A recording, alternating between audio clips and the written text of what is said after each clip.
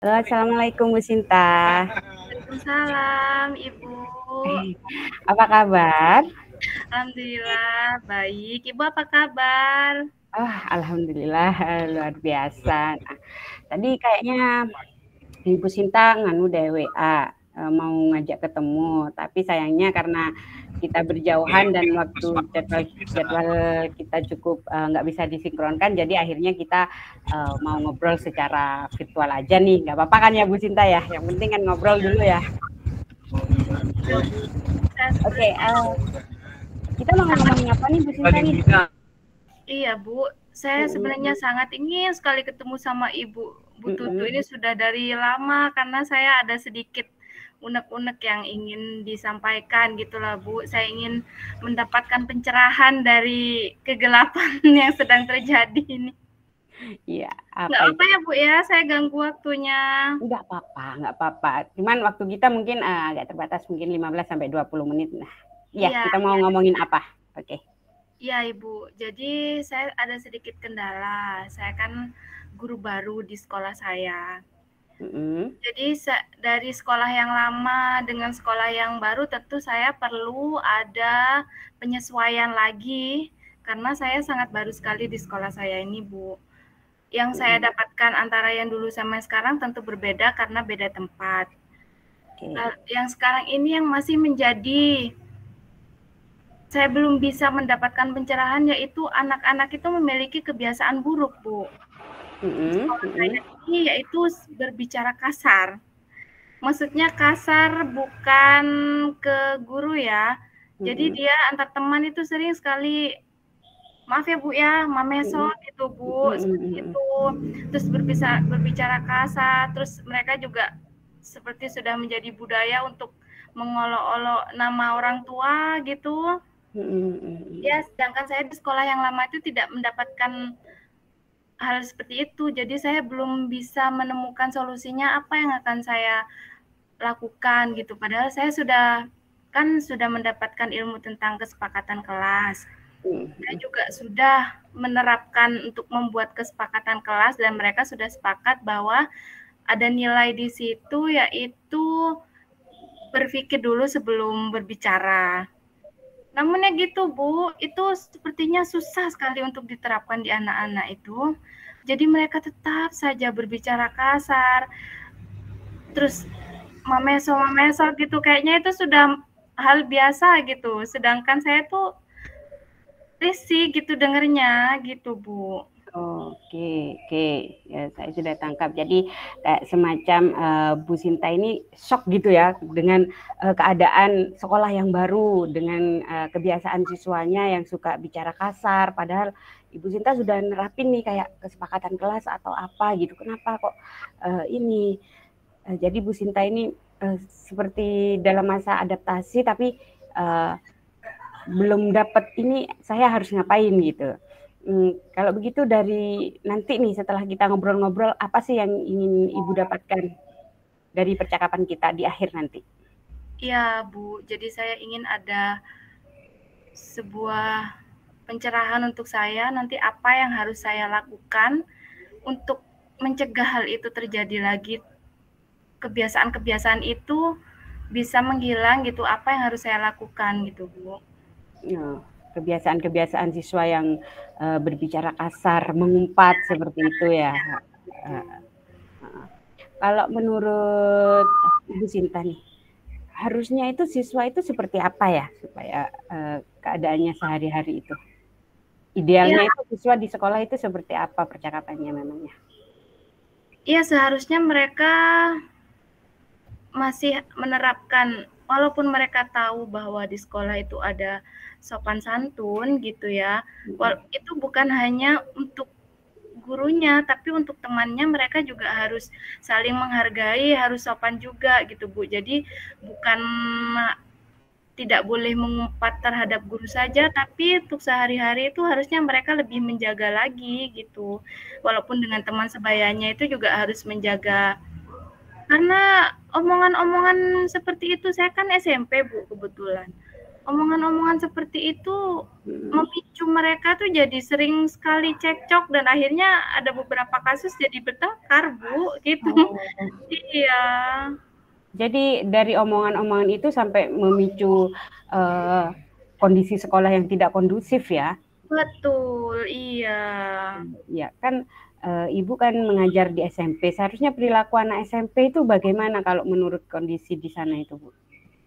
Iya, saya paham sekali bahwa SMP itu menurut saya kondisi yang paling susah antara tingkat SD, SMP, dan SMA karena SMP itu ada di tengah-tengah.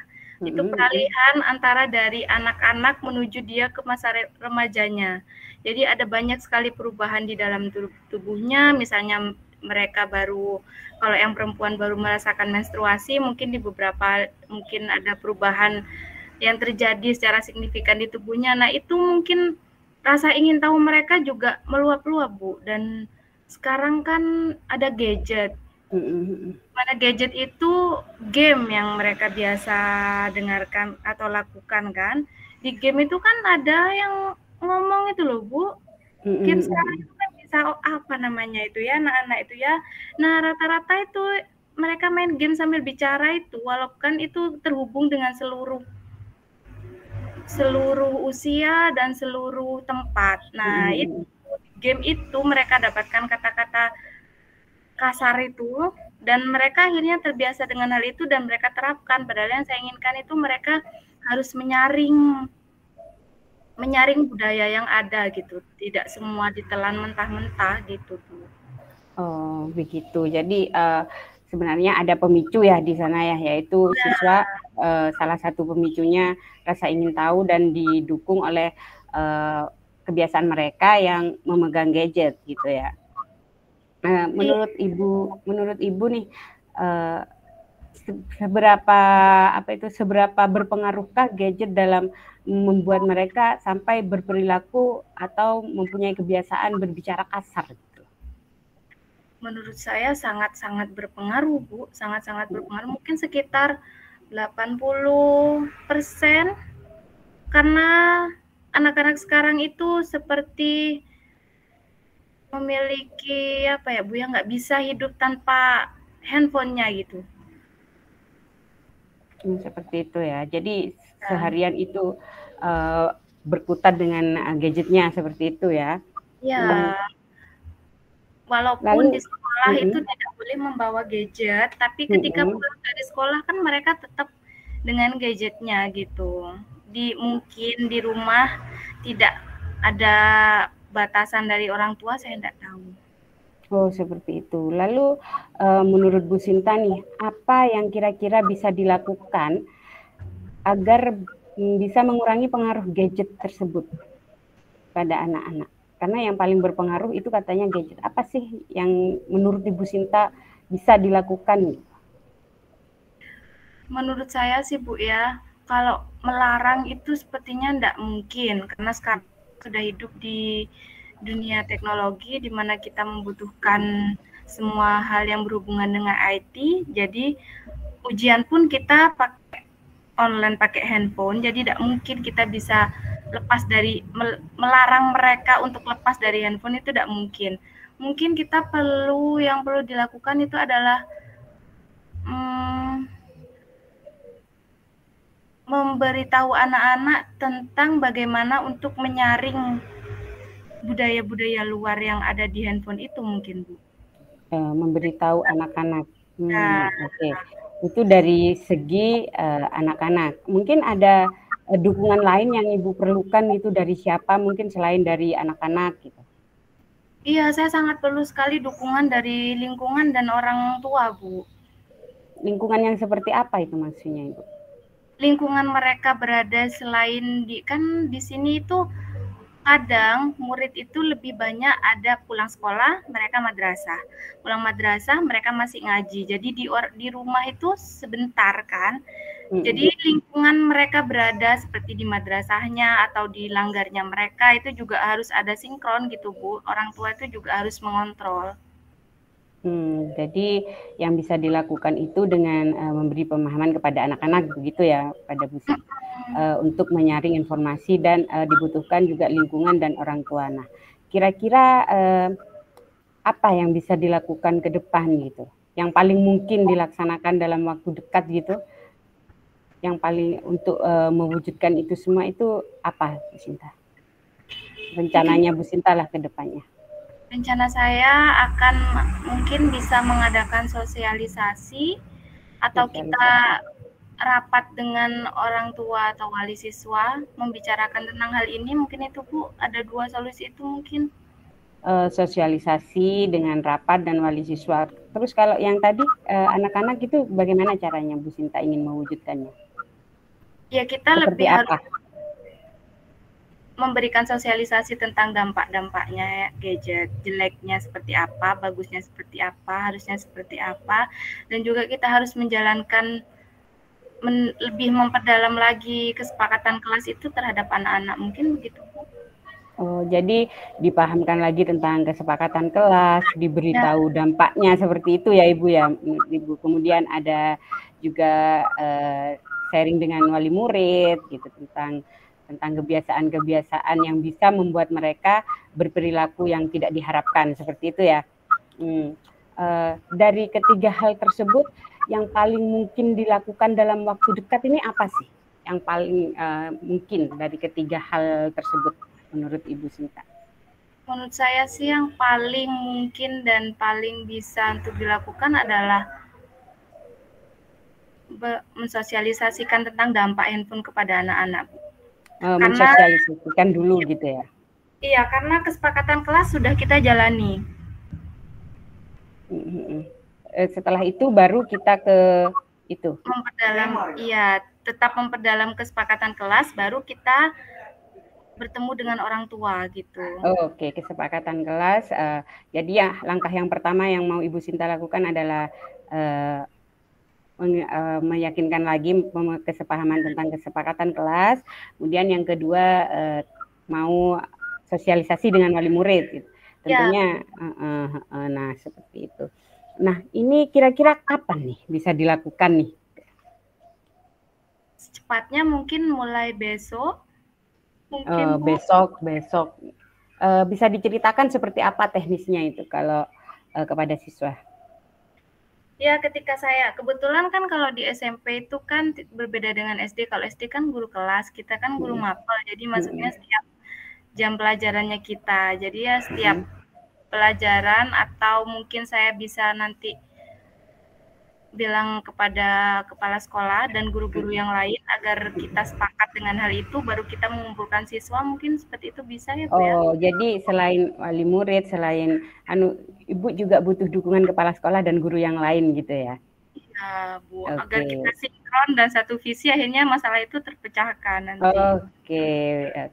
Setelah itu, kalau pertemuan dengan wali murid kira-kira kapan nih bisa dilakukan Ibu?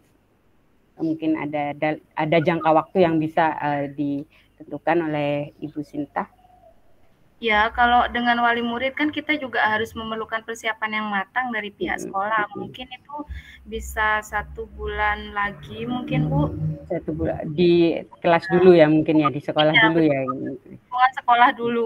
Di sekolah dulu dikuatkan keyakinan kelasnya, kemudian menurut Ibu jadi juga bekerja sama dengan warga sekolah. Setelah kesepahaman itu baru mengumpulkan wali murid, seperti itu ya Bu Sinta ya.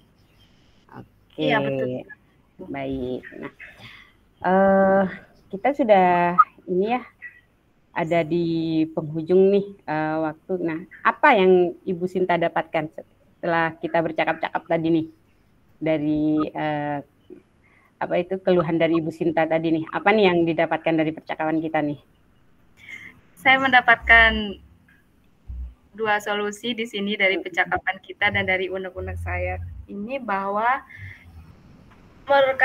berkata kasar anak-anak dan kebiasaan buruk anak-anak itu sepertinya bisa kita handle dengan 2 hal, yaitu dengan melakukan sosialisasi dan dengan melakukan pembicaraan secara mendalam bersama wali murid.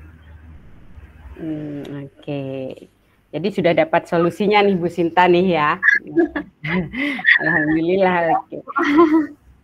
Oke, jadi nanti kita bisa ngobrol lagi ya Bu ya, ketika sudah dilaksanakan sosialisasi atau setelah apa itu sosialisasi ke siswa atau setelah sosialisasi kepada wali murid. Ya, saya tunggu loh ceritanya, Bu. Iya, Bu. Mungkin nanti saya membutuhkan waktu lagi, Bu, dari Ibu. Kita Oke.